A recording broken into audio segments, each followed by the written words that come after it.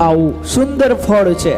ફળને ખાવાનું હોય, પણ વ્યાસજી આજ્ઞા કરે છે કે આ ફળ પીવાનું છે. આ ફળ પીવાનું છે. કેવું છે? આ ફળ પીવાનું. આ મુખથી ખાવાનું નથી, આ કાનથી પીવાનું છે. વયમ તુ વિનૃપ્યતામ ઉત્તમ શ્લોકમ વિગ્રહે યત શ્રવણતામ રસજ્ઞાનમ સ્વાદુ સ્વાદુ પદે પદે. આ ફળ ખાવાનું નથી મારા વાલા, આ પીવાનું છે કાનથી. અને આ એવું છે, સ્વાદુ સ્વાદુ પદે પદે. જેટલી વાર પીવો ઓર મધુર મીઠું લાગે, ઓર મીઠું લાગે, ઓર મીઠું લાગે. જેટલી વાર પીવો. અમે એક વખત ભાગવત સાંભળી અને અમે પરિપૂર્ણ થયા તો એ ભાગવતનો શ્રોતા જ નથી.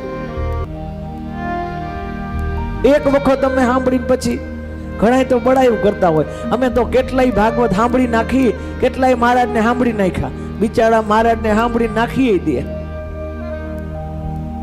ભાગવત થી તૃપ્તિ ન થાય. આપણે તો અમૃત પીવી છે ભાગવત રૂપી. આપણે એમ જ કહેવાનું, હજી પીવડાવો, હજી આપો, હજી આપો, હજી આપો.